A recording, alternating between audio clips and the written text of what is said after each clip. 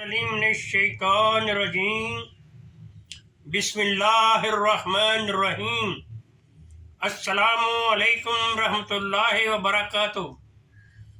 اللہم صلی علی سیدنا محمد وعلی آل سیدنا محمد بعدد کل ذرۃ مئۃ الف مرہ۔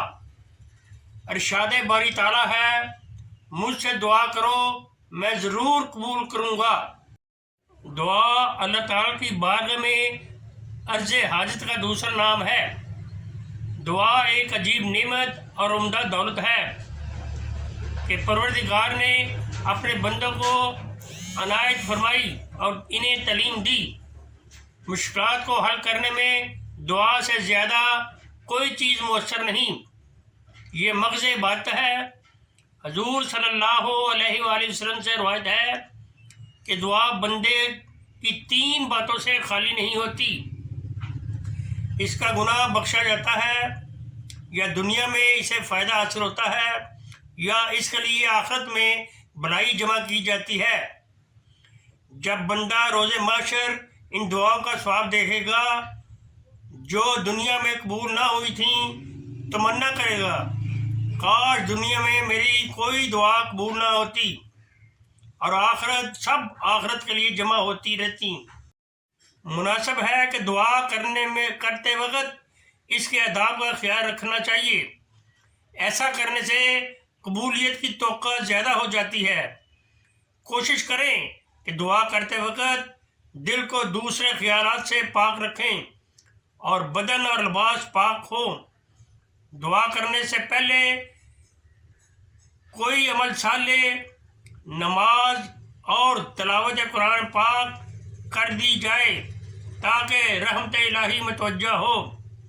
دعا کرنے سے قبل گزشتہ گناہوں سے توبہ کر لینی چاہیے۔ دعا کے لیے اول و آخر حمد الہی بجا لاؤ اور درود شریف پڑھو۔ اس کے بغیر دعا بلند نہیں ہوتی۔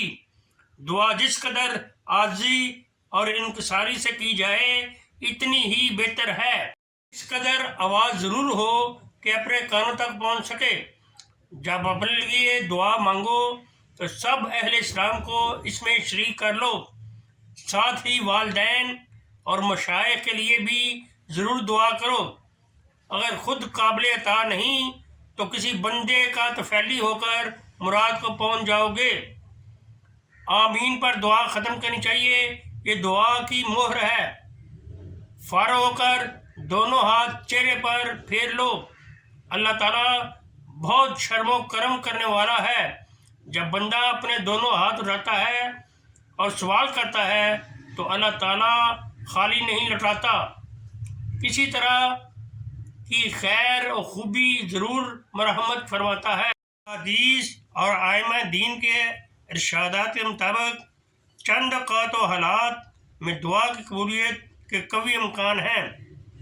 شب قدر، شب جمعہ، روز جمعہ، سورج ڈوبنے سے پہلے، روز عرفہ یعنی 9 ذی الحج، ٹھیک آدھی رات کو، ہر نماز کے بعد تلاوت قرآن مجید کے بعد، روزہ افطار کرتے وقت، اذان کے وقت، شب برات، شب عید الفطر اور شب عید الاضحیٰ۔